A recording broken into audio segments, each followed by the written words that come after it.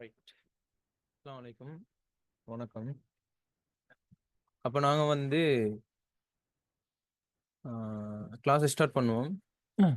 போன கிளாஸ்ல நாங்க பார்த்திருந்தோம் என்னன்னு சொன்னா, அந்த கேள்வி விதி சம்பந்தமா பார்த்திருந்தோம்.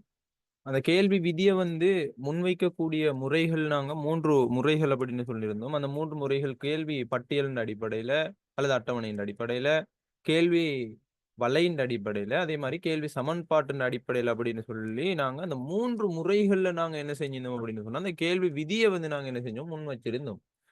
சரி. அப்ப இன்றையாண்ட கிளாஸ்ல நாங்க எத பார்க்க வேண்டியது அப்படின்னு சொன்னால், கேள்வி விதிக்கு முரணான சந்தர்ப்பம். சரியா?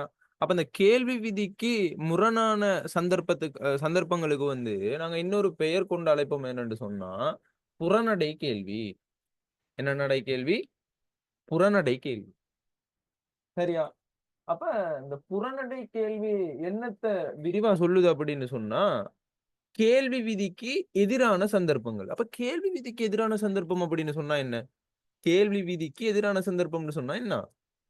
அதாவது இப்ப கேள்வி விதி என்ன சொல்லுது? ஒரு குறிப்பிட்ட சந்தர்ப்பத்துல, ஒரு குறிப்பிட்ட காலப்பகுதியில, விலை தவிர்ந்த ஏனைய காரணிகள் எப்படி இருக்கோணும்? எப்படி இருக்கோணும்? நிலையாக இருக்கோணும். மாறாம இருக்கோணும். அப்ப மாறாத சந்தர்ப்பத்துல விலைக்கும், கேள்வி தொகைக்கும் இடையில எவ்வாறான தொடர்பு காணப்படும் அப்படின்னு சொன்னா, எதிர்க்கணிய தொடர்பு காணப்படும். எதிர்க்கணிய தொடர்பு காணப்படும். அப்ப இந்த தொடர்பு விரிவா கூறுறது தான் என்னன்னு சொன்னா, கேள்வி விதி. கேள்வி விதி. சரியா? அப்படின்னு சொன்னா, இந்த புறநடை கேள்வி எத சொல்லுது அப்படின்னு சொன்னால், நல்லா தெளிவா விளங்கிக் கொள்ளணும். ஒரு குறிப்பிட்ட காலப்பகுதியில கேள்விய தீர்மானிக்கிற ஏனைய காரணி மாறாத நிலையில, குறிப்பிட்ட ஒரு பண்டத்தின் விலைக்கும், அதிண்ட கேள்வி தொகைக்கும் இடையில எவ்வாறான தொடர்பு காணப்படும் அப்படின்னு சொன்னா, நேர்க்கணிய தொடர்பு. நேர்க்கணிய தொடர்பு. இதான் புறநடை கேள்வி அப்படின்னு சொல்றோம். அதான் என்ன சொல்றது? அதாவது கேள்வி விதிக்கு முரணான சந்தர்ப்பம். அப்ப நேர்க்கணிய தொடர்பு அப்படின்னு சொன்னா, நல்லா தெளிவா விளங்கிக் கொள்ளணும். சரி. இப்ப நேர்க்கணிய தொடர்பு அப்படின்னு சொன்னா, விலை அதிகரிக்குதுன்னு வச்சுக்கொண்டால், அதுல கேள்வி தொகைக்கு என்ன நடக்க போகுது அப்படின்டா, அதிகரிக்கும். அதிகரிக்கும். அதான் நேர்க்கணிய தொடர்பு சொல்லுது. அப்ப நல்லா விளங்கிக் கொள்ளணும். ஒரு குறிப்பிட்ட ஒரு காலப்பகுதியில, கேள்விய தீர்மானிக்கிற ஏனைய காரணிகள் எப்படி இருக்கணும் அப்படின்னு சொன்னால், நிலையாக காணப்படணும். மாறாம இருக்கணும்.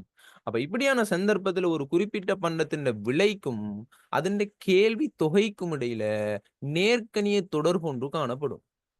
நேர்க்கணிய தொடர்பொன்று காணப்படும். அப்ப விலை அதிகரிக்கிற டைம்ல கேள்வி தொகையும் அதிகரிக்க போகுது. விலை குறைவடையிற டைம்ல கேள்வி தொகையும் என்ன நடக்கும்னு சொன்னால் குறைவடையும். குறைவடையும். விளைஞ்சா சொல்றது. இத குறிப்பிடுறது தான் என்னன்னு சொன்னால், புறநடை கேள்வி. கேள்வி விதிக்கு முரணான சந்தர்ப்பம் அப்படின்னு சொல்லுவோம். விளைஞ்சா? ரைட். அப்ப நாங்க இத ஒரு வரைபடம் மூலம் காட்ட வேண்டியது. விளைஞ்சா சொல்றது. வரைபடம் மூலம் காட்ட வேண்டியது. இப்ப உதாரணமா, இது விலையச்சுன்னு நாங்க எடுத்துக்கொண்டால், இது எங்கட தொகையச்சுன்னு நாங்க எடுத்துக்கொண்டால், அப்ப இதின்ட கேள்வி கோடு எப்படி இருக்கும்னு சொன்னா, இவ்வாறு காணப்படும். ஏன் இவ்வாறு காணப்படுது அப்படின்னா, பாருங்க, விலை ஒரு இடத்துல இருக்கிற டைம்ல கேள்வி தொகை நாங்க விலை 5ன்னு எடுப்போமே, கேள்வி தொகைய 10ன்னு எடுப்போமே, அப்ப விலை அதிகரிக்குது 10ஆல. 5ஆல அதிகரிக்குது. அப்ப விலை 10ஆக மாறுற டைம்ல கேள்வி தொகை 20ஆக என்ன செய்யுது? அதிகரிக்குது. விளைஞ்சா சொல்றது. அப்ப விலை அதிகரிக்க, அதிகரிக்க, அதிகரிக்க கேள்வி தொகையும் என்ன நடக்கும் அப்படின்னு சொன்னால் அதிகரிக்கும். அதிகரிக்கும். அதிகரிக்கும். விளைஞ்சா சொல்றது. அதே மாரி விலை குறைவடைய, குறைவடைய, குறைவடைய கேள்வி தொகையும் என்ன நடக்கும் அப்படின்னு சொன்னா குறைவடையும். குறைவடையும். குறைவடையும். விளைஞ்சா சொல்றது. அத நீங்க என்ன செய்யணும்னு சொன்னால் தெளிவாக, கிளியராக, விளக்கமாக, நுணுக்கமாக புரிஞ்சு வச்சு கொள்ளணும். கேள்வி விதிக்கு முரணான சந்தர்ப்பம்டா என்ன? புறநடை கேள்வி அப்படின்னு சொன்னா என்ன அப்படின்றத நீங்க என்ன செய்யணும்? தெளிவாக விளங்கி வச்சுக்கொள்ளணும். ரைட். அப்ப இதுதான் இதுல உள்ள இந்த புறநடை கேள்வி அப்படின்னு சொன்னா என்னன்ற பேசிக்கான விஷயம். அப்ப நாங்க இந்த புறநடை கேள்வி அப்படின்னா என்னன்றத பார்த்துட்டோம் தானே. பார்த்துட்டோம் தானே. அப்ப இப்படியான ஒரு புறநடை கேள்வி வந்து எவ்வாறான சந்தர்ப்பத்தில ஏற்படுது அப்படின்றது தெரியும் தானே. விளைஞ்சா உங்களுக்கு சொல்றது. அப்ப கேள்வி விதிக்கு முரணான சந்தர்ப்பங்கள் ஏற்படுறதுக்கான காரணங்கள் என்ன? ஏற்படுற சந்தர்ப்பம் என்ன? எப்படியான சந்தர்ப்பத்தில இந்த விலை அதிகரிக்கிற டைம்ல கேள்வி தொகையும் அதிகரிக்குது? எப்படியான சந்தர்ப்பத்தில விலை குறைவடையிற டைம்ல கேள்வி தொகையும் குறைவடையுது? இது சம்பந்தமா நாங்க என்ன செய்ய போறோம்? அடுத்த கட்டமாக நாங்க பார்க்க வேண்டி இருக்குது. ரைட். இப்ப நாங்க அடுத்த கேட்டகரிக்குள்ள போப்போறோம் என்னன்னு சொன்னா, இந்த கேள்வி விதிக்கு முரணான சந்தர்ப்பம். அப்ப கேள்வி விதிக்கு முரணான சந்தர்ப்பத்துக்கு இன்னொரு பேர் என்ன சொல்லுவோம் அப்படின்னு சொன்னா, புறநடை கேள்வி. என்னடா கேள்வி? புறநடை கேள்வி. சரியா? அப்ப இந்த புறநடை கேள்வி ஏற்படுறதுக்கான சந்தர்ப்பங்கள். இப்படியான இந்த சந்தர்ப்பங்கள் அப்படின்னு சொல்லி போட்டு, நாங்க என்ன சொல்றோம் அப்படின்னு சொன்னா, 3 சந்தர்ப்பங்கள நாங்க முன்வைக்கிறோம். விளங்குச்சா சொல்றது? இந்த 3 சந்தர்ப்பங்களாலயும், 3 காரணங்களாலயும், 3 விடயங்களாலயும் தான் என்ன செய்யப்படுது அப்படின்னு சொன்னா, இந்த கேள்வி விதிக்கு முரணான சந்தர்ப்பம் ஏற்படுது. அப்படின்னு சொன்னா என்ன? அப்படின்னு சொன்னா என்ன? விலை அதிகரிக்கிற டைம்ல கேள்வி தொகை அதிகரிக்குது. விலை குறைவடையிற டைம்ல கேள்வி தொகையும் வந்து குறைவடையுது. சரியோ? சரியோ? அப்ப ரைட். அப்ப இந்த 3 சந்தர்ப்பத்தையும் பார்க்க போறோம். முதலாவது சந்தர்ப்பம் தான் என்னென்று சொன்னால், கிஃபன் பண்டம். கிஃபன் பண்டம். சரியா? 2வது சந்தர்ப்பம் தான் என்னன்னு சொன்னா, காட்சி பண்டம். இந்த காட்சி பண்டத்துக்கு வந்து இன்னொரு பெயர் சொல்லுவாங்க என்னன்னு சொன்னா, வெப்பன் பண்டம். என்ன பண்டம்? வெப்பன் பண்டம். சரியா? வெளுப்பன் பண்டம் இல்ல, வெப்பன் பண்டம். சரி. அப்ப இந்த வெப்பன் பண்டம் அல்லது வெஃப்லன் பண்டம், சரியா?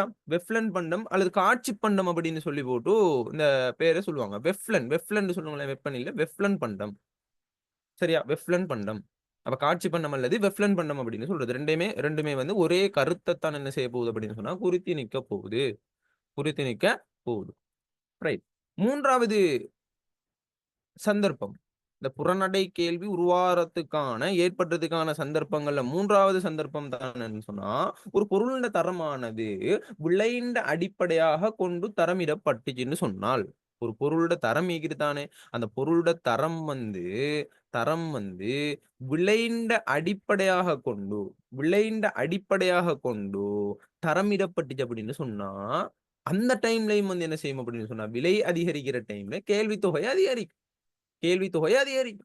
விலை குறைவடைகிற டைம்ல என்ன நடக்கும்? கேள்வி தொகை வந்து குறைவடையும்.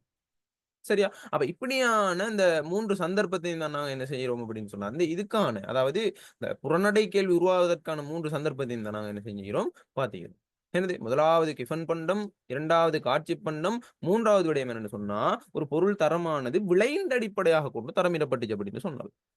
விளைந்த அடிப்படையாக கொண்டு தரமிடப்பட்டுச்சு அப்படின்னு சொன்னால். சரியோ? ரைட்.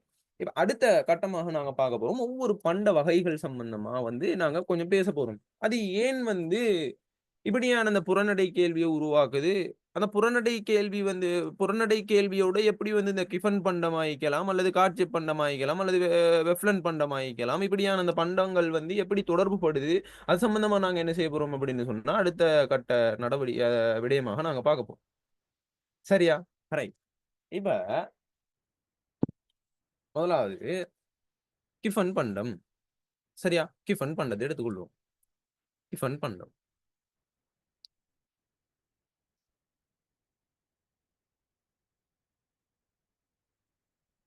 ரைட். இப்ப இந்த கிஃபன் பண்டம் அப்படின்னு சொன்னா, என்ன அப்படின்னு சொன்னால், நல்லா தெளிவா விளங்கிக்கொள்ளணும். இந்த கிஃபன் பண்டம் அப்படின்றது வந்து புறநடை கேள்வி வந்து இந்த கிஃபன் பண்டத்துக்கு காணப்பட போகுது. புறநடை கேள்வி என்ன நடக்கப் போகுது? இந்த கிஃபன் பண்டத்துக்கு காணப்பட போகுது. சரியா? முதலாவது விடயம். அதுதானே நாங்க பார்த்தோம். ஏற்படுத்துக்கான சந்தர்ப்பத்துல ஒரு சந்தர்ப்பமா தான் நாங்க என்ன பார்த்தோம்? கிஃபன் பண்டம் அப்படின்னு சொல்லி பார்த்தோம். சரியா? அப்ப இந்த கிஃபன் பண்டம்டா என்ன? இந்த கிஃபன் பண்டம் அப்படின்னு சொன்னா, நல்லா விளங்கிக் கொள்ளோணும். இந்த பண்டம் அப்படின்றது வந்து ஒரு இழிவு பண்டம். நல்லா விளங்கிக் கொள்ளணும். நல்லா தெளிவா விளங்கிக் கொள்ளணும். இந்த கிஃபன் பண்டம் அப்படின்றது வந்து ஒரு இழிவு பண்டம்.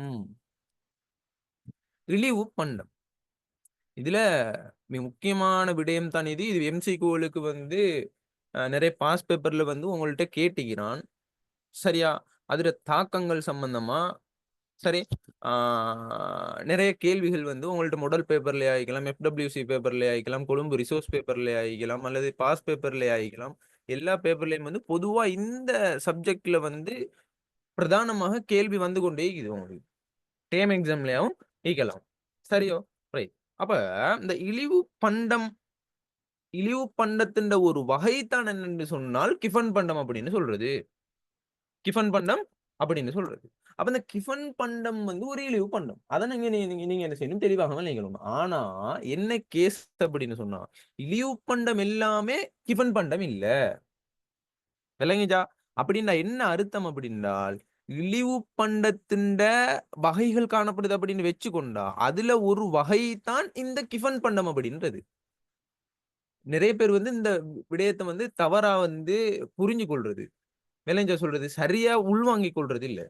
இப்ப நீங்க உதாரணமா உதாரணமா அந்த இழிவு பண்டத்த நாங்க ஒரு 3 வகைகளாக பிரிக்கிறோம் அப்படின்னு உதாரணத்துக்கு வச்சுக்கொள்வோமே. உதாரணத்துக்கு வச்சுக்கொள்வோமே. அதிண்ட ஒரு வகை தான் இந்த கிஃபன் பண்டம் அப்படின்றது. கிஃபன் பண்டம் அப்படின்றது. சரியா? ரைட். அப்ப நல்லா விளங்கிக் கொள்ளணும். புறநடை கேள்வியை கொண்ட இழிவு பண்டம் தான் என்னன்னு சொன்னா, கிஃபன் பண்டம் அப்படின்றது. அப்ப கிஃபன் பண்டம் அப்படின்றது வந்து இழிவு பண்டம். ஆனா, இழிவு பண்டம் எல்லாமே கிஃபன் பண்டமா ஆகிட முடியாது. ஆகிட முடியாது. நல்லா விளங்கிக் கொள்ளணும். சரி.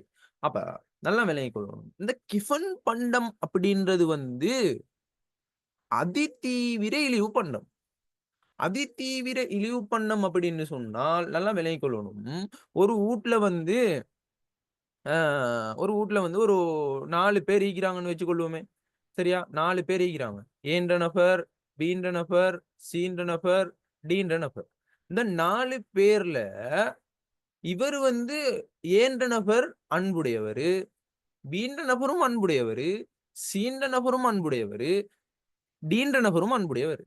ஆனா, இந்த பீன்ற நபர் அப்படின்றவரு, இந்த பீன்ற நபர் வந்து என்ன அதிதீவிரமாக அன்ப பொழிவாரு.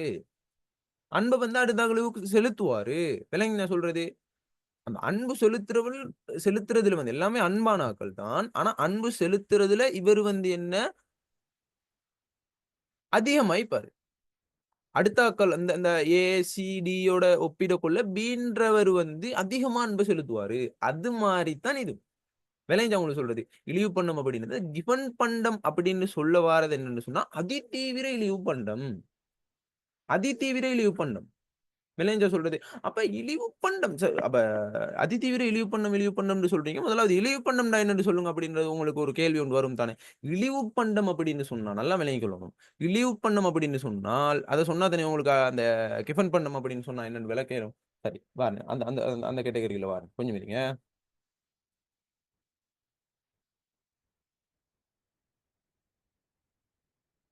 சரி. இழிவு பண்டம்ன்னு சொன்னா என்ன? இழிவு பண்டம். இழிவு பண்டம். சரியா? அப்ப இந்த இழிவு பண்டம் அப்படின்னு சொன்னாம நல்லா விளங்கிக் கொள்ளணும் என்னன்னா, நுகர்வோண்ட வருமானத்த நாங்க எடுத்துக்கொள்வோமே. நுகர்வோண்ட நுகர்வோண்ட வருமானம். நுகர்வோண்ட வருமானம். அனுஷா உங்களோட மைக்க மியூட் பண்ணுங்க. ரைட். அப்ப நுகர்வோண்ட வருமானத்த நாங்க எடுத்துக்கொண்டோம் அப்படின்னு சொன்னால், நுகர்வோண்ட வருமானத்திற்கு குறித்த பொருள் மீதான கேள்வி தொகை மாற்றம். விளங்கினா? நுகர்வோண்ட வருமான மாற்றத்திற்கு குறித்த பொருள் மீதான கேள்வி தொகை மாற்றத்துக்கும் இடையிலான எதிர்க்கணிய தொடர்பு. அதாவது, இப்ப நுகர்வோண்ட வருமானம் வந்து அதிகரிச்சுச்சுன்னு சொன்னா, அந்த குறித்த பொருள் மீதான கேள்வி தொகை வந்து என்ன நடக்க போகுது அப்படின்னு சொன்னால், குறைவடையும். குறைவடையும். அப்ப ஏன் வந்து இழிவு பண்டம் வந்து இந்த வருமானத்துக்கும், கேள்வி தொகைக்கும் இடையில வந்து எதிர்க்கணிய தொடர்ப கொண்டிக்குது அப்படின்னு சொன்னா, அப்ப உதாரணமா நீங்க எடுத்துக்கொள்ளுங்க. அந்த இழிவு பண்ணதுக்கு உதாரணமாக, நாங்க அ Samsung பட்டன் ஃபோன் இருக்குது தானே. பட்டன் ஃபோனையும், அதே மாரி iPhoneஐயும் நாங்க எடுத்துக்கொள்வோமே. iPhoneஐயும் நாங்க எடுத்துக்கொள்வோமே. சரியா? ரைட். இப்ப எங்கட வருமானம் வந்து அதிகரிக்குது. எங்கட வருமானம் அதிகரிக்குது. அப்ப எங்கட வருமானம் அதிகரிக்கிற சந்தர்ப்பத்துல நல்லா விளங்கிக் கொள்ளணும். நாங்க எங்களுக்கு வந்து ஐஃபோன வந்து வாங்கிக் கொள்ளக்கூடிய மாரி எங்களோட வருமானம் மீக்குது அப்படின்னு சொன்னா, நாங்க பட்டன் ஃபோன வாங்குவோமா? வாங்குவோமா? இல்ல, இல்ல. அப்ப நாங்க பட்டன் ஃபோனுக்கான கேள்வி தொகை வந்து என்ன நடக்க போகுது? குறைவடைய போகுது. குறைவடைய போகுது. எதன் காரணமாக? எதன் காரணமாக? இந்த நுகர்வோரோட வருமானம் அதிகரிக்கிறதின் காரணமாக. அப்ப அந்த சந்தர்ப்பத்துல வந்து இந்த பட்டன் ஃபோன் வந்து ஒரு இழிவு பண்டமாக கருதப்படுது. இல்லைங்கண்ணா. அப்ப இழிவு பண்டம் அப்படின்னு சொன்னா என்னன்றத விளங்கிக் கொள்ளணும். அப்ப இழிவு பண்டம் அப்படின்னு சொன்னால் நல்லா விளங்கிக் கொள்ளணும். நுகர்வோண்ட வருமானம் அதிகரிக்கிற சந்தர்ப்பத்துல குறித்த பொருள் குறித்த பொருள் மீதான கேள்வி தொகை வந்து என்ன நடக்கும் அப்படின்னு சொன்னா குறைவடையும். அதே மாரி நுகர்வோண்ட வருமானம் குறைவடையுதுன்னு சொல்லுவோமே. நுகர்வோண்ட வருமானம் குறைவடையுது. அப்ப குறித்த பொருள் மீதான கேள்வி தொகை வந்து என்ன நடக்கும்னு சொன்னா அதிகரிக்கும். அப்ப எப்படி அதிகரிக்குது அப்படின்னா, நல்லா தெளிவா விளங்கிக் கொள்ளணும். எப்படி அதிகரிக்குது அப்படின்னு சொன்னா, இப்ப நுகர்வோரோட வருமானம் குறைவடைஞ்சுச்சுன்னு சொன்னா, அவங்கள்ட்ட வந்து இந்த ஐபோன வாங்குற அளவுக்கு கையில காசு இல்ல. அப்ப காசு இல்ல அப்படின்னு சொன்னா, ஃபோன் வாங்கணும் அப்படின்ற ஒரு கட்டாயப்பாட்டுல இருக்கிற டைம்ல, அவன் பட்டன் ஃபோன சரி யூஸ் பண்ணி கோல் ஒண்ணு பேசிக் கொள்ளணும். விளங்கிச்சா சொல்றது? அப்படி ஒரு கட்டாயப்பாட்டுல ஈக்கிறான். விளங்கினா ஃபோன் வாங்கணும். ஆனா ஐபோன் வாங்குற அளவுக்கு காசு இல்ல. நுகர்வோரோட வருமானம் வந்து குறைவடைஞ்சுட்டு நுகர்வோரோட வருமானம் வந்து குறைவடைஞ்சுது. சரியா? அப்ப என்ன செய்வான்? அந்த குறித்த பொருள் மீதான அதாவது பட்டன் ஃபோன் மீதான கேள்வி தொகையை வந்து அதிகரிப்பான். பட்டன் ஃபோன் மீதான கேள்விய வந்து என்ன செய்வான்? கேள்வி தொகையை வந்து என்ன செய்வான்? அதிகரிப்பான். விளங்கிச்சா உங்களுக்கு சொல்றது? இத வந்து நீங்க என்ன செய்யணும் அப்படின்னு சொன்னால், தெளிவாக விளங்கிக் கொள்ளணும். தெளிவாக விளங்கிக் கொள்ளணும். இப்படியான பண்டங்கள தான் நாங்க என்ன சொல்றோம் அப்படின்னு சொன்னால், இழிவு பண்டம் அப்படின்னு சொல்றோம். இழிவு பண்டம் அப்படின்னு சொல்றோம். அப்ப நுகர்வோண்ட வருமானத்திற்கும், குறித்த பொருள் மீதான கேள்வி தொகைக்கும் இடையிலான அந்த ஒரு வரைபடம் ஒண்ண நாங்க வரைஞ்சோம் அப்படின்னு சொன்னா, இப்ப உதாரணமா நாங்க எடுத்துக்கொள்வோமே, இப்ப நுகர்வோண்ட வருமானம் வந்து இப்படி இருக்குது. Y1ல இருந்து Y1 இதுல வந்து அ QD1 எடுத்துக்கொள்வோமே. இப்ப நுகர்வோண்ட வருமானம் குறைவடைஞ்சுச்சுன்னு சொன்னால், கேள்வி தொகை வந்து என்ன நடக்கும்? கேள்வி தொகை வந்து என்ன நடக்கும்? இழிவு பண்றதுக்கான கேள்வி தொகை அதிகரிக்கும். அப்ப Y2 ஆக மாறுற டைம்ல QD2 ஆக மாறும். அதே மாரி நுகர்வோண்ட வருமானம் வந்து அதிகரிக்குதுன்னு வச்சுக்கொள்வோமே. அதிகரிச்சுச்சுன்னு சொன்னா, அந்த குறித்த பொருள் மீதான கேள்வி தொகை வந்து என்ன நடக்கும்? குறைவடையும். இப்படியான சந்தர்ப்பத்த நாங்க எந்த பண்டத்துக்கு சொல்லுவோம் அப்படின்னு சொன்னா, இழிவு பண்டத்துக்கு. இழிவு பண்டத்துக்கு. சரியோ? வருமானம் அதிகரிச்சா தான், அவன் வந்து என்ன செய்ய இயலும்? நல்ல பொருள வந்து வாங்கினான் அப்படின்னு சொன்னா, அந்த குறித்த பொருள் இப்ப உதாரணமா பட்டன் ஃபோனையும், டச் ஃபோனையும் நாங்க எடுத்துக்கொண்டோம்னு சொன்னா, வருமானம் அதிகரிச்சா அவன் டச் ஃபோன எடுத்துக்கொள்ள இயலும். ஆனா வருமானம் குறைவடைஞ்சா டச் ஃபோன வாங்குற அளவுக்கு காசு இருக்காது அப்படின்டா, பட்டன் ஃபோன தானே வாங்குவான். அப்ப வருமானம் அதிகரிக்கிற டைம்ல டச் ஃபோனுக்கான கேள்வி தொகை குறையும். ஆனா இந்த பட்டன் ஃபோன் வந்து அங்கனக்கே இழிவு பண்டம். அப்ப இழிவு பண்டத்துக்கான கேள்வி தொகை வந்து என்ன நடக்க போகுது? குறைவடைய போகுது. குறைவடைய போகுது. விளங்கிச்சா உங்களுக்கு சொல்றது? அதே மாரி இப்ப உதாரணமா நாங்க அடுத்த கட்டமாக நாங்க இருப்போம். இப்போ நுகர்வோரோட வருமானம் குறைவடையுது. நுகர்வோரோட வருமானம் குறைவடையுது. இப்ப பட்டன் ஃபோன், அதே மாரி டச் ஃபோன் வச்சுக்கொள்வோமே. அப்ப டச் ஃபோன வாங்குற அளவுக்கு அவன்ட்ட காசு இல்ல. அப்ப டச் ஃபோன்ட கேள்வி தொகை வந்து என்ன நடக்குது? குறைவடையுது. ஆனா பட்டன் ஃபோன வாங்குற அளவுக்கு அவன்ட வருமானம் குறைவடைஞ்சா கொஞ்சம் காசு இருந்தா பட்டன் ஃபோன சரி வாங்க இயலும். அப்போ இது பண்ணதுக்கான கேள்வி தொகை வந்து என்ன நடக்குது? அதிகரிக்குது. இதத்தான் நாங்க என்ன சொல்றோம்? இதத்தான் நாங்க என்ன சொல்றோம்? இந்த இழிவு பண்டம் அப்படின்னு சொல்றோம். அப்ப இழிவு பண்டம் அப்படின்னு சொன்னா, எதோட எதோட சம்பந்தப்படுத்தி பார்க்க போறோம் அப்படின்றால், எதோட எதோட சம்பந்தப்படுத்தி பார்க்க போறோம் அப்படின்றால், குறித்த பொருள்ண்ட ஒருத்தர்ண்ட நுகர்வோண்ட வருமானத்துக்கும், விளங்கிச்சா சொல்றது? நுகர்வோண்ட வருமான மாற்றத்திற்கும், கேள்வி தொகை மாற்றத்துக்கும் இடையிலான குறித்த பொருள்ண்ட கேள்வி தொகை மாற்றத்துக்கும் இடையிலான தொடர்பு 2க்கும் இடையிலான தொடர்பு பார்த்து தான் நாங்க என்ன செய்ய போறோம் அப்படின்னு சொன்னால், இந்த இழிவு பண்டத்தை விளக்குவோம். அப்ப நுகர்வோண்ட வருமானம் குறித்த பொருள்னு கேள்வி தொகை. அப்ப நுகர்வோண்ட வருமான மாற்றத்திற்கும், குறித்த பொருள் மீதான கேள்வி தொகை மாற்றத்துக்கும் இடையிலான எவ்வாறான தொடர்பு காணப்படும் அப்படின்றால், எதிர்க்கணிய தொடர்பு காணப்படும். எதிர்க்கணிய தொடர்பு காணப்படும். வருமானம் அதிகரிச்சுச்சுன்னு சொன்னால், நுகர்வோண்ட வருமானம் அதிகரிச்சுச்சுன்னு சொன்னால், கேள்வி தொகை குறைவடையும். நுகர்வோண்ட வருமானம் குறைவடைஞ்சுச்சுன்னு சொன்னா, கேள்வி தொகை அதிகரிக்கும். சரியா? இதத்தான் நாங்க என்ன சொல்றோம்? இழிவு பண்டம் அப்படின்னு சொல்றோம். இழிவு பண்டம் அப்படின்னு சொல்றோம். இத வந்து நீங்க என்ன செய்யணும்? தெளிவாக விளங்கிக்கணும்.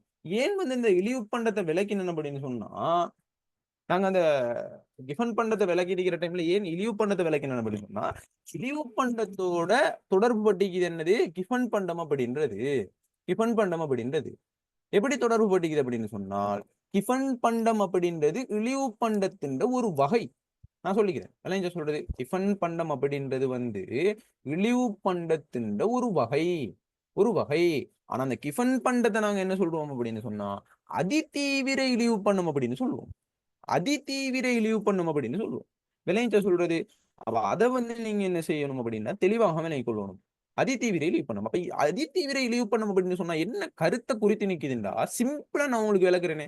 இப்ப வருமான மாற்றத்திற்கும் வருமான மாற்றத்திற்கும் அதிண்ட என்னது கேள்வி தொகை மாற்றத்துக்கும் இடையில கேள்வி தொகை மாற்றம் எதிர்க்கணிய தொடர்பு வந்து குறித்து நிக்க போகுது.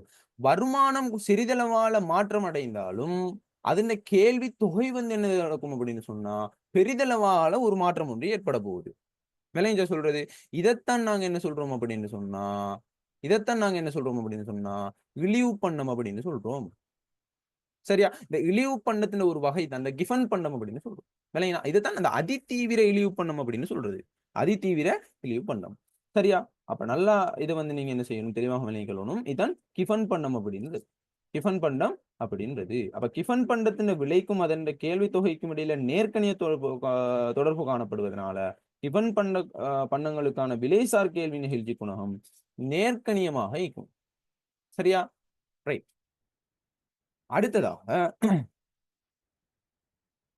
அடுத்ததாக இது வந்து என்ன முதலாவது புறநடை கேள்வி. புறநடை கேள்வின்னு சொன்னா என்ன அதன் விலைக்கும் கேள்வி தொகைக்கும் இடையில நேர்க்கணிய தொடர்பு கொண்டிருக்க போகுது. நேர்க்கணிய தொடர்பு சரியா? விலை அதிகரிச்சுன்னு சொன்னா அதன் கேள்வி தொகை வந்து நடக்கும் அப்படின்னா அதிகரிக்கும். அதே மாதிரி விலை குறைவடைஞ்சிச்சுன்னு சொன்னா அதன் கேள்வி தொகை வந்து நடக்கும் சொன்னால் குறைவடையும். சரியா? இது வந்து அந்த கிஃபன் பண்டம் அதாவது இந்த புறநடை கேள்வியை ஏற்படுத்துற ஒரு சந்தர்ப்பம் தான் இந்த கிஃபன் பண்டம் அப்படின்னு சொல்லி போட்டு சொல்றது. சரியா? அதை வந்து நீங்க என்ன செய்யணும் தெளிவாக விளங்கிக் கொள்ளணும். அப்ப இழிவு பண்டத்தின் ஒரு வகை தான் என்று சொன்னால் இந்த கிஃபன் பண்டம் அப்படின்றது. இரண்டாவது விடயத்துக்குள்ள வாரம் என்னென்று சொன்னால் காட்சி பண்டம் வெஃப்லன் பண்டம் அப்படின்னு சொல்றது. சரியா? காட்சி பண்டம்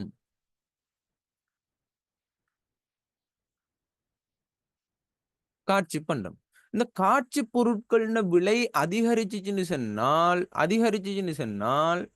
கேள்வி தொகை வந்து என்ன நடக்கும்டா அதிகரிக்கும். காரணம் என்னண்டா நுகர்வோன் வந்து அவன் அந்தஸ்தை உயர்த்தி காட்டுறதுக்காக அதிகரிச்சு காட்டுறதுக்காக அதை வந்து வாங்குவான். இப்ப உதாரணமா ஐபோனை நாங்க எடுத்துக்கொள்வோமே. ஐபோன் லாஸ்ட் அப்டேட் வந்து 15 ப்ரோ 16 விளங்கிதான் சொல்றது. அப்ப இப்படியான இந்த ஐபோனை நாங்க எடுத்துக்கொண்டோம் சொன்னா அதுல சின்ன ஒரு சேஞ்ச் ஒன்று தான் நீக்கும். சரியா? சின்ன ஒரு எல்லாம் இது ஒன்று தான் சின்ன சின்ன அந்த அப்டேட்டுகள் வேர்ஷன் அப்டேட் அதுகள் தான் நீக்கும். ஆனா அதை வந்து என்ன செய்வான் அப்படின்னு சொன்னா என்கிட்ட ஐபோன் ஈக்குது இப்ப என்னது 15 ப்ரோ ஈக்குது விளைஞ்ச சொல்றது 16 ப்ரோ மேக்ஸ் ஈக்குது. அப்ப இப்படின்னு சொல்லி படம் ஒன்று காட்டுறதுக்காக வந்து என்ன செய்வான் அப்படின்னு சொன்னா அந்த போனை வந்து கொள்வனவும் செய்வான். எவ்வளவு விலை போனாலும் பரவாயில்ல அப்படின்னு விளைஞ்சா சொல்றது விலை கூடிய ஆடம்பர காராய்க்கலாம் விளைஞ்ச சொல்றது அதுல பெரிய ஒரு இதொண்டு ஈக்காது. ஆனா அதுல பிராண்ட் விளைஞ்ச சொல்றது அதுல பிராண்ட் வந்து அதுல என்னது சந்தையில ஈக்கிறதால ஃபேமஸா ஈக்கிறதால அது வந்து எவ்வளவு விலை கொடுத்தும் வாங்குறதுக்காக வந்து என்ன செய்வான்னு சொன்னா நுகர்வோன் முன் வருவான். அப்ப விலை அதிகரிச்சாலும் வந்து இந்த உதாரணமா லம்போகினி கார் ஆகிக்கலாம் விளைஞ்ச சொல்றது ரோல்ஸ் ரோய்ஸ் வந்து கார் ஆகிக்கலாம். இதுக்கு எவ்வளவு விலை அதிகரிச்சாலும் என்ன செய்வான் அப்படின்னு சொன்னா அதை வாங்குறதுக்கு முன் வருவான் நுகர்வோன். அவன் காசிக்கிற சந்தர்ப்பத்துல விளைஞ்ச சொல்றது வாங்குறதுக்கு முன் வருவான்.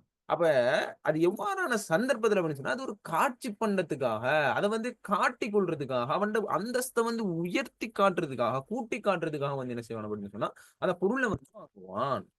பொருளை வந்து வாங்க பார்ப்பான். விளைஞ்சா அப்ப விலை அதிகரிச்சாலும் இந்த காட்சி பண்டம் அப்படின்றது வந்து இந்த காட்சி பண்டத்துக்கு வந்து விலை அதிகரிச்சாலும் அதுல கேள்வி தொகை வந்து அதிகரிச்சு கொண்டே போகும். விளைஞ்சா இது வந்து மாணிக்க கற்களுக்கு ஆயிக்கலாம் விலை கூடிய காருக்கு ஆயிக்கலாம் விலை கூடிய போன் விளைஞ்சா சொல்றது ஐபோன்கள் இப்ப இதுவளுக்கெல்லாம் வந்து என்னன்னு சொன்னால் புறநடை கேள்வி இது விலை அதிகரிச்சாலும் நுகர்வோன் அதை வந்து அவன் அந்தஸ்தை கூட்டி காட்டுறதுக்காக அந்தஸ்தை வந்து உயர்த்தி காட்டுறதுக்காக அந்த பொருளை வந்து என்ன செய்வான் கொள்வனும் சரி விளங்கிச்சா உங்களுக்கு சொல்றது அதை வந்து நீங்க என்ன செய்யணும் தெளிவாக விளங்கி கொள்ளணும். சரியா? இதைத்தான் நாங்க என்ன சொல்றது அப்படின்னு சொன்னால் காட்சி பண்டம். காட்சி பண்டம். சரி, அடுத்ததாக நாங்க வாரோம் என்னன்னு சொன்னா இழிவு பண்டம் சம்பந்தமா பார்த்துட்டோம் தானே? ரைட். இழிவு பண்டம் சம்பந்தமாவும் பார்த்துட்டோம்.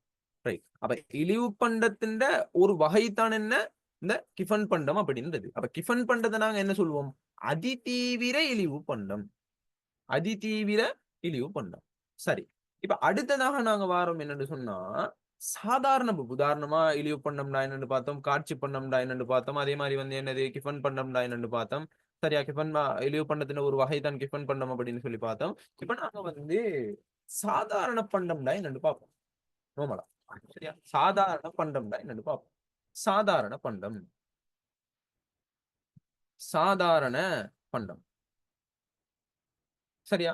அப்ப இந்த சாதாரண பண்டம் அப்படின்னு சொன்னா என்னன்னா, நுகர்வோண்ட வருமான மாற்றத்திற்கும், பொருள் மீதான கேள்வித் தொகை மாற்றத்திற்கும் நேர்க்கணிய தொடர்பு காணப்படுமாயின், அந்த பண்டத்த தான் நாங்க என்ன சொல்றோம் அப்படின்னு சொன்னா, சாதாரண பண்டம். அப்ப வருமானம் வருமானம் நுகர்வோண்ட வருமானம் அதிகரிக்கிற டைம்ல, கேள்வி தொகை வந்து என்ன நடக்கும்னு சொன்னா அதிகரிக்கும். வருமானம் குறைவடைகிற டைம்ல, கேள்வி தொகை வந்து என்ன நடக்கும்னு சொன்னால் குறைவடையும். இதைத்தான் நாங்க என்ன சொல்றோம் அப்படின்னு சொன்னா, இந்த சாதாரண பண்டம் அப்படின்னு சொல்றோம். சாதாரண பண்டம் அப்படின்னு சொல்றோம். அப்ப எதோட சம்பந்தப்படுத்தி இந்த சாதாரண பண்டத்தை விளக்குறோம் அப்படின்னு சொன்னா, நுகர்வோண்ட வருமானத்துக்கும் அதே மாதிரி குறித்த பொருள் மீதான கேள்வி தொகை மாற்றத்துக்கும் இடையிலான நுகர்வோண்ட வருமானம் அந்த பொருளுடைய கேள்வி தொகை இது ரெண்டையும் சம்பந்தப்படுத்தி தான் இந்த சாதாரண பண்டத்தை விளக்குறோம். சாதாரண பண்டத்தை விளக்குறோம். அவர் அதாவது நுகர்வோண்ட வருமானம் அதிகரிக்குது அதிகரிக்குது அதிகரிச்சுன்னு சொன்னால் என்ன நடக்கும்? என்ன நடக்கும்? கேள்வித்தொகை அதிகரிக்கும். நேர்க்கணிய தொடர்பு. எதுக்கு இதுக்கிடையிலான நேர்க்கணிய தொடர்பு? நேர்க்கணிய தொடர்பு சரி. எதுக்கு இடையிலான நேர்க்கணிய தொடர்பு? நுகர்வோண்ட வருமானத்துக்கும் குறித்த பொருள்ல கேள்வி. அப்ப ரெண்டையும் தொடர்பு படுத்தி தான் நாங்க என்ன செய்யறோம் அப்படின்னு சொன்னா, அந்த ரெண்டு விடயத்தையும் என்னது நுகர்வோண்ட வருமானம், குறித்த பொருள் கேள்வி தொகை. இது ரெண்டையும் தொடர்பு படுத்தி தான் என்ன செய்யறோம் அப்படின்னு சொன்னா, சாதாரண பண்டத்தை வந்து விளக்குறோம். சாதாரண பண்டத்தை நாங்க விளக்குறோம். விளங்கிச்சா சொல்றது? அப்ப அந்த சாதாரண பண்டத்துக்கு சாதாரண பண்டத்தை விளக்குறதுக்கான 2 விடயம் தான் என்னன்னு சொன்னா, மிக பிரதானமான விடயம் தான் என்னன்னு சொன்னா, என்னது? நுகர்வோண்ட வருமானம் நுகர்வோண்ட வருமானம் குறித்த பொருள்ட கேள்வி தொகை. அது 2க்கும் இடையிலான நேர்க்கணிய தொடர்பு. வருமானம் அதிகரிக்க கேள்வி தொகையும் அதிகரிக்கும். அதிகரிக்கும். விளங்கிச்சா சொல்றது? அத வந்து நீங்க என்ன செய்யணும்? தெளிவாக விளங்கிக் கொள்ளணும். இப்ப நுகர்வோண்ட வருமானம் அதிகரிச்சுச்சுன்னு சொன்னா, அப்ப குறித்த பொருள்ட விலை என்ன நடக்க போகுது? அப்படின்னு நீங்க ஒரு கேள்வி ஒண்ணு எங்கள்ட்ட கேட்பீங்க தானே?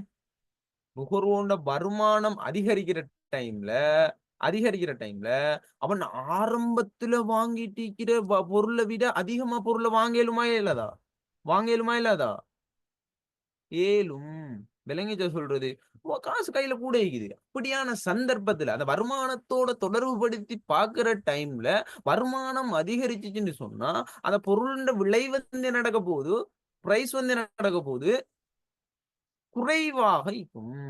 விளங்கிச்சா உங்களுக்கு சொல்றது? விளங்கிச்சா உங்களுக்கு சொல்றது? அப்ப வருமானம் குறைவடைஞ்சுச்சுன்னு சொன்னா, எங்களுக்கு விலை வந்து எப்படி இருக்கும்? விலை வந்து காசு கையில இல்ல. சாமான பொருட்கள கொள்வனவு செய்ய இயலாது. விலை அதிகமாக காணப்படும். அப்ப சாதாரண பண்டத்துக்கு நான் உங்கள்ட்ட ஒரு கேள்வி ஒண்ணு கேட்க போறேன். சாதாரண பண்டத்துக்கு புறநடை கேள்வி காணப்படுதா அப்படின்னு சொன்னா என்ன சொல்லுவீங்க? என்ன சொல்லுவீங்க? இல்லன்னு சொல்லுவீங்க. இல்லன்னு சொல்லுவீங்க. விளங்கிச்சா சொல்றது? அப்ப நல்லா விளங்கிக் கொள்ளணும்னு சொன்னால், இந்த சாதாரண பண்டத்துக்கு தான் கேள்வி விதிய நாங்க பயன்படுத்துறோம். சாதாரண பண்டத்துக்கு தான் நாங்க என்ன செய்றோம்? இந்த கேள்வி விதிய நாங்க பயன்படுத்துறோம். அப்ப கேள்வி விதி அப்படின்னு சொல்ல போக்குள்ள என்ன சொல்லுது? ஒரு குறிப்பிட்ட கேள்வி விதின்னு சொன்னா, அந்த அந்த பிரதானமான அந்த ஓர்டர சொல்லணும். ஒரு குறிப்பிட்ட காலம், ஒரு குறிப்பிட்ட பண்டம், ஒரு குறிப்பிட்ட சந்தர்ப்பம். விளங்கிச்சா சொல்லுது? அப்படி ஓர்டரா வரணும். விளங்கினா? குறிப்பிட்ட சந்தம். ஏனைய காரணிகள். விலை தவிர்ந்த ஏனைய காரணிகள். கேள்விய தீர்மானிக்கிற விலை தவிர்ந்த ஏனைய காரணிகள் வந்து எப்படி இருக்க போகுது? நிலையாக இருக்க போகுது. மாற்றம் அடையாம இருக்க போகுது.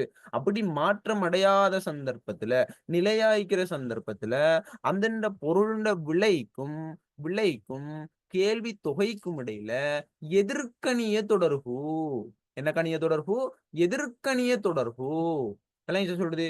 எதிர்க்கணிய தொடர்பு. இந்த எதிர்க்கணிய தொடர்பு என்ன சொல்லுது? விலை குறைவடைகிற டைம்ல கேள்வி தொகை அதிகரிக்கும், விலை அதிகரிக்கிற டைம்ல கேள்வி தொகை குறைவடையும். இதைத்தான் சொல்லுது என்ன? எதிர்க்கணிய தொடர்பு. இந்த எதிர்க்கணிய தொடர்பு அல்லது கேள்வி விதியை நாங்க எந்த பண்டத்துக்கு பார்க்க போறோம் அப்படின்றால், எந்த பண்டத்துக்கு பார்க்க போறோம்? சாதாரண பண்டம், ஏதாரண பண்டம், சாதாரண பண்டம். அதை நீங்க என்ன செய்யணும்? தெளிவாக விளங்கிக் கொள்ளணும். சரியா? ரைட். அப்ப சாதாரண பண்டம்னா என்ன? அப்ப சாதாரண பண்டத்தை விளக்குற டைம்ல கட்டாயமாக நாங்க என்ன செய்யணும்டா, நுகர்வோண்ட வருமானத்தோட சம்பந்தப்படுத்தி விளக்கணும். அப்ப நுகர்வோண்ட வருமானத்துக்கும் கேள்வி தொகைக்கும் இடையிலான தொடர்பு என்னன்னு கேட்டா நேர்க்கணிய தொடர்பு. அப்ப எது எதுக்கு இடையிலான தொடர்பு எதிர்க்கணிய தொடர்பு? அந்த பொருளுண்ட விலைக்கும் அதன கேள்வி தொகைக்கும் இடையிலான எதிர்க்கணிய தொடர்பு. நல்லா தெளிவா விளங்கிச்சா? இத கட்டாயம் தெளிவா விளங்கிக் கொள்ளும். சரியா? மிக பிரதானமான ஒரு விடயம். மிக பிரதானமான ஒரு விடயம். சரியா? ரைட். இப்ப அடுத்த விடயத்துக்குள்ள வாரம் என்னன்னு சொன்னால், அடுத்த விடயத்துக்குள்ள வாரம் என்னன்னு சொன்னால், இப்ப ஒவ்வொரு பண்ட வகைகளுக்கு இதுதானே. இப்ப ஒவ்வொரு பண்ட வகைகளுக்கு இது என்னது? சாதாரண பண்டம் ஆகிக்கலாம், இழிவு பண்டம் ஆகிக்கலாம், கெஃபன் பண்டம் ஆகிக்கலாம். சரியா? இப்ப 3 பண்டங்களையும் நாங்க எடுத்துக்கொள்வோம். சரியா? இந்த 3 பண்டத்துக்கு வருமான விளைவு என்ன? பதிலீட்டு விளைவு என்ன? விளைவு என்ன? இந்த 3 விளைவுகள் சம்பந்தமாவும் நீங்க என்ன செய்யணும்னு சொன்னா தெளிவாக விளங்கிக் கொள்ளணும். சரியா? அப்ப சாதாரண பண்டத்துக்கு வருமான விளைவு எவ்வாறான விளைவை ஏற்படுத்துது? பதிலீட்டு விளைவு என்ன? விளைவு என்ன? அதே மாரி இழிவு பண்டத்துக்கு, அதே மாரி கிஃபன் பண்டத்துக்கு இப்படியாக இந்த 3 பண்ட வகைகளுக்கும் வருமான விளைவு என்ன? பதிலீட்டு விளைவு என்ன? விளைவு என்னன்னு சொல்லி போட்டு நாங்க ஒரு அட்டவணை மூலமாக பார்க்க போறோம். என்ன சொல்றேன்? ரைட். அப்ப பார்ப்போம். முதலாவது விடயம் பண்டம். இந்த பண்டங்கள்ல உள்ளடங்குற விடயம் தான் நாங்க பார்த்த விஷயம் தான் என்னன்னு சொன்னா, முதலாவது விடயம் சாதாரண பண்டம். சாதாரண பண்டம். 2வது விடயம் என்னென்று சொன்னால், இழிவு பண்டம். இழிவு பண்டம். 3வது விடயம் என்னென்று சொன்னால், கிஃபன் பண்டம். கிஃபன் பண்டம். கிஃபன் பண்டம். சரியா? அப்போ நாங்க அந்த 3 விளைவுகளையும் போடுவோம் என்னென்றா, முதலாவது வருமான விளைவு, அதே மாரி பதிலீட்டு விளைவு, அதே மாரி விளைவு. விளைவு. சரி. அப்ப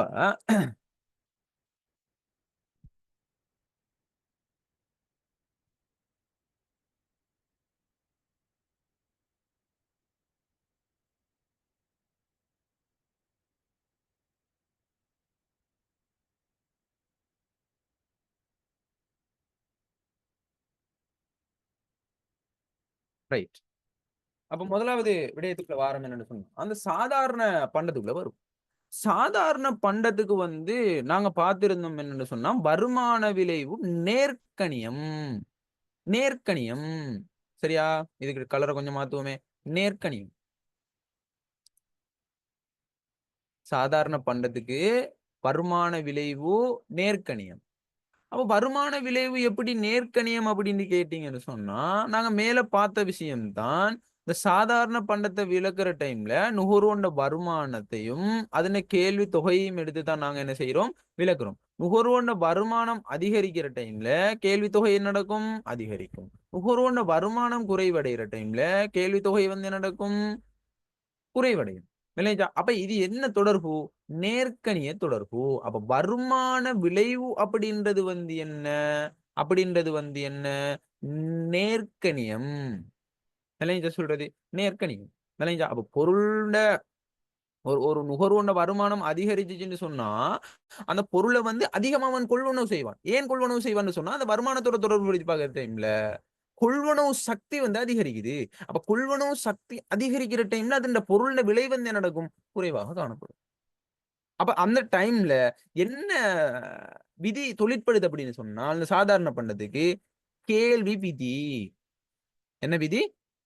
கேள்வி விதி. சரியா? அத நீங்க என்ன செய்யணும்? தெளிவாக விளங்கிக் கொள்ளணும். சரி. அப்ப வருமான விளைவு. சாதாரண பண்டத்துக்கு வருமான விளைவு நேர்க்கணியம். பதிலீட்டு விளைவு எதிர்க்கணியம். விளைவும் எதிர்க்கணியமாக காணப்பட போகுது.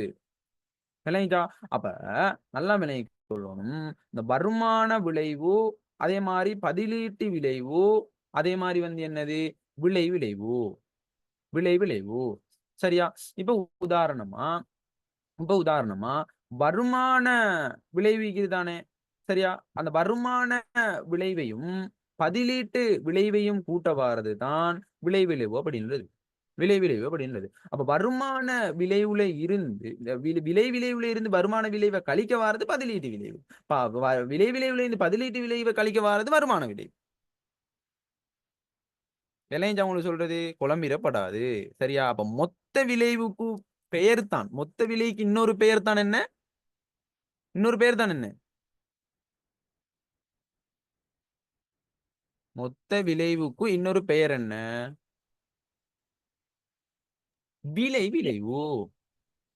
விளை விளைவு. சரியா? கிளியரா விளங்கிச்சா?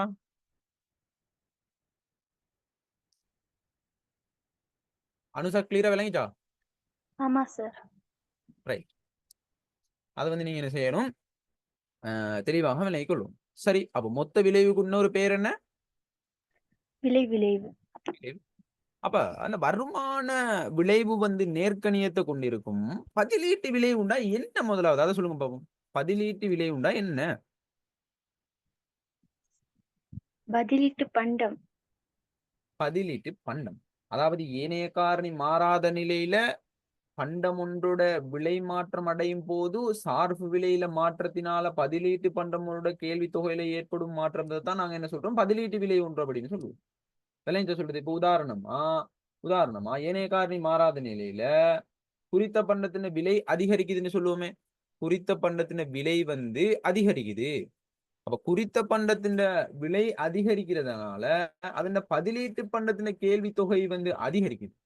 பதிலீட்டு பண்டத்தின் கேள்வி தொகை வந்து என்ன நடக்குது? அதிகரிக்குது. ஏன் அதிகரிக்குதுன்னு சொன்னா சிம்பிளா விளங்கிக் கொள்ளணும். அதிகரிக்குது குறைவடையுதுன்னு சொல்றதை விட உள்வாங்கிக் கொள்றதுதான் எங்களுக்கு மெயின். உள்வாங்கிக் கொள்றதுதான்.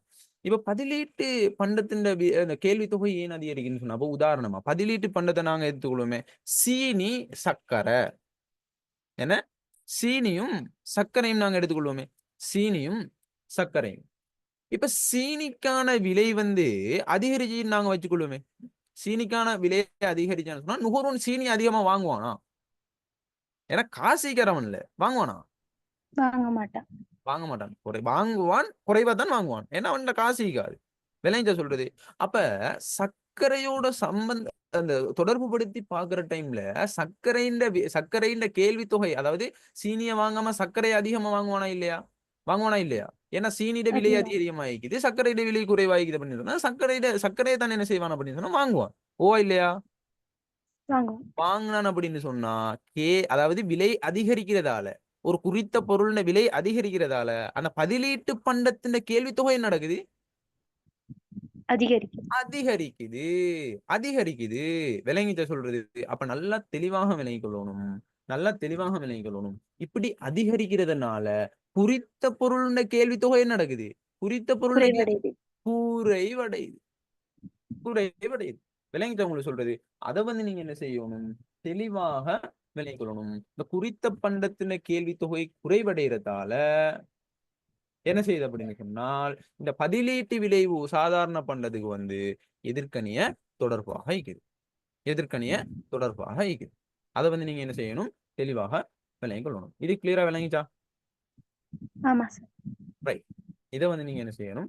தெளிவாக விளங்கிக் கொள்ளணும். அதே மாரி விலை விளைவு வந்து மொத்த விளைவு வந்து எதிர்க்கணியமாக காணப்படும். சரி. அடுத்ததாக நாங்க வாரம் என்னன்னு சொன்னா, இந்த சாதாரண பண்டம் ஓகே. 2வது வாரம் என்னன்னு சொன்னா, இழிவு பண்டம். இழிவு பண்டம்.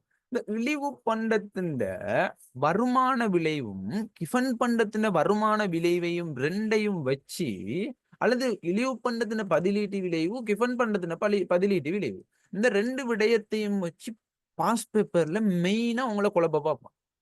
இது மெயினான ஒரு சப்ஜெக்ட், மெயினான ஒரு பாயிண்டான நுணுக்கமான ஒரு விடயம். சரியா? அதை நீங்க என்ன செய்யணும் தெரியும். இந்த இழிவு பண்டத்தின் வருமான விளைவு எப்படி இருக்கும் சொன்னால், இல்லைங்கண்ணா எதிர்க்கணியமாயிக்கும். ஆனா சின்னதை இப்ப நான் உங்களுக்கு விளக்கப்படுத்தினேன் நல்லா விளங்கிக் கொள்ளணும். அதே மாதிரி கிஃபன் பண்டத்தின் வருமான விளைவு வந்து எப்படி இருக்கும்னு சொன்னா எதிர்க்கணியமாயிக்கும். ஆனா பெரிய எதிர்க்கணியமாக காணப்படும். அப்படின்னு சொன்னா என்ன அர்த்தம்னு சொன்னா, நாங்க கிஃபன் பண்டத்தை விளக்குற டைம்ல நாங்க ஒரு வேர்ட் ஒன்று யூஸ் பண்ணினோம் தானே. அதிதீவிர இழிவு பண்டம். கிஃபன் பண்டத்துக்கு ஒரு வேர்ட் ஒன்று யூஸ் பண்ணினோம். என்னது? என்ன வேர்டு யூஸ் பண்ணினோம்? அதிதீவிர இழிவு பண்டம். அதிதீவிர இழிவு பண்டம். விளங்கிட்டா? அப்ப அந்த அதிதீவிர இழிவு பண்டம் அப்படின்றது வந்து எதை வந்து குறிக்குது அப்படின்னு சொன்னா, எதை வந்து குறிக்குது அப்படின்னு சொன்னால், இந்த இழிவு பண்டத்தின் ஒரு பண்பு தானே என்று சொன்னால், இந்த இழிவு பண்டது வந்து எவ்வாறான விடயத்தை உருவாக்கும் அப்படின்னு சொன்னா, இந்த புறநடை கேள்வியை உருவாக்குற ஒரு விடயம். அப்ப புறநடை கேள்வின்னு சொன்னா, விலை அதிகரிக்கிற டைம்ல கேள்வி தொகை வந்து என்ன நடக்கும்? அதிகரிக்கும். அப்ப விலை கொஞ்சமா அதிகரிச்சாலும், அதன் கேள்வி தொகையின் அதிகரிப்பு வீதம் எப்படி இருக்க போகுது? அதிகமாக இருக்க போகுது. அதுதான் கிஃபன் பண்டம் சொல்லுது. கிஃபன் பண்டம் சொல்லுது. விளைஞ்சா சொல்லுது. விலை வந்து கொஞ்சமா அதிகரிச்சாலும், அதன் கேள்வி தொகை வந்து என்ன நடக்கும்? அதிகரிப்பு ஏற்படுத்தும். ஆனா, அதன் அதிகரிப்பு வீதம் எப்படி இருக்கும்? அதிகமாக காணப்படும். இதைத்தான் இந்த கிஃபன் பண்டம் விளக்குது. இதைத்தான் அதிதீவிர அப்படின்ற வேர்டுக்கான விளக்கம். கிளியரா விளங்கிச்சா இல்லையா? விளங்கிடுச்சு சார். ரைட். அப்ப எதிர்க்கணியமாக காணப்படும் இழிவு பண்டத்துக்கான வருமான விலையும் எதிர்க்கணியம், கிஃபன் பண்டத்துக்கான வருமான விலையும் எதிர்க்கணியம். ஆனா கிஃபன் பண்டம் இழிவு பண்டத்தோட தொடர்புபடுத்தி பார்க்க போனா, இழிவு பண்டத்தை விட கிஃபன் பண்டம் வருமான விளைவு எப்படி இருக்க போகுது? எப்படி இருக்க போகுது? அதிகளவான எதிர்க்கணியத்தை பெறும். அதிகளவான எதிர்க்கணியத்தை காணப்படும். சரியா? அதே மாதிரி இழிவு பண்டத்தின் பதிலீட்டு விளைவு வந்து பதிலீட்டு விளைவுண்ட பதிலீட்டு விளைவு வந்து எதிர்க்கணியமாக காணப்படும் இழிவு பண்டத்துக்கு. ஆனா அது பெருசாயிக்கும். கிஃபன் பண்டத்துக்கு வந்து சின்னதாக காணப்படும். விளைஞ்சா இந்த 2 பாயிண்ட்டும் வந்து மிக முக்கியமான ஒரு பாயிண்ட். இதை வச்சு நிறைய எம்சிக்யூ கேள்வி வந்து கேட்கறதுக்கான சான்சஸ் அதிகமாக இருக்குது. சரியா? அப்ப நல்லா விளங்கிக் கொள்ளணும். அடுத்த விஷயம் என்னன்னு சொன்னால், இந்த இழிவு பண்றதுக்கான விளைவு வந்து எதிர்க்கணியம். கிஃபன் பண்றதுக்கான விளைவு வந்து நேர்க்கணியத்தை கொண்டிருக்க போகுது. சரியா? அதை வந்து நீங்க என்ன செய்யணும்? தெளிவாக விளங்கிக் கொள்ளணும். பதிலீட்டு விளைவு, வருமான விளைவு, விளைவு. இந்த 3 விடயத்தையும் 3 பண்டத்துக்கும் வந்து தெளிவாக விளங்கிக் கொள்ளணும். சாதாரண பண்டத்துக்கு வருமான விளைவு நேர்க்கணியம், நேர்க்கணியம். சாதாரண பண்டத்துக்கு பதிலீட்டு விளைவு எதிர்க்கணியம், விளைவு எதிர்க்கணியம். சரியா? அதே மாதிரி இழிவு பண்டத்துக்கு வருமான விளைவு எதிர்க்கணியம், பதிலீட்டு விளைவுக்கும் எதிர்க்கணியம், அதே மாதிரி விளைவும் எதிர்க்கணியம். மூன்றுமே எதிர்க்கணியத்தை தான் கொண்டிருக்க போகுது. இப்ப எதோட தொடர்புபடுத்தி பார்க்க போறோம்னு சொன்னா, அந்த இழிவு பண்டத்துக்கு வருமான விளைவு, அதே மாதிரி கிஃபன் பண்டத்தின வருமான விளைவோட ஒப்பிடுற டைம்ல இழிவு பண்டத்துக்கு வந்து கிஃபன் பண்டத்தை விட குறைவான எதிர்க்கணியத்தை தான் கொண்டிருக்க போகுது. ஏன்னு சொன்னா, அந்த கிஃபன் பண்டம் அப்படின்றது வந்து அதிதீவிர இழிவு பண்டம் அப்படின்னு சொல்றதால, அதே மாதிரி பதிலீட்டு விளைவும் வந்து இழிவு பண்டத்துக்கு தான் அதிகமான பதிலீட்டு விளைவு காணப்படும். கிஃபன் பண்டத்துக்கு குறைவாக இருக்கும். விளைவு வந்து சாதாரண பண்டத்துக்கு வந்து எதிர்க்கணியம், இழிவு பண்டத்துக்கு எதிர்க்கணியம், கிஃபன் பண்டத்துக்கு வந்து நேர்க்கணியமாக காணப்படும். சரியா? இது கிளியரா விளங்கிட்டா? ஆமா சார். ரைட். சரி. அப்ப இதோட வந்து உங்களுக்கான யூனிட் 2ல 2.1 வந்து முடியுது. 2.1 வந்து முடியுது. அடுத்த கிளாஸ்ல வந்து நாங்க என்ன செய்வோம்னு சொன்னா 2.2 வந்து ஸ்டார்ட் பண்ணுவோம். அதுக்கு முந்தி இந்த 2.1ல எதுவும் டவுட் எதுவும் பிரச்சனை இருந்துச்சுன்னு சொன்னா, என்ன சரி டவுட் இருந்துச்சு அப்படின்னு சொன்னா, நீங்க என்கிட்ட வந்து வாட்ஸ்அப் மூலமா கேட்டுக்கொள்ளையிலும், குரூப்லயும் வந்து கேட்டுக்கொள்ளையிலும் அதுக்கான விளக்கம் வந்து உங்கள்கிட்ட கிடைக்கும். அப்ப அடுத்த கிளாஸ்ல வந்து நாங்க சந்திப்போம். இப்போதைக்கு நாங்க கிளாஸை முடித்துக் கொள்வோம். அஸ்ஸலாமு அலைக்கும். வணக்கம். Okay sir. அஸ்ஸலாமு அலைக்கும்.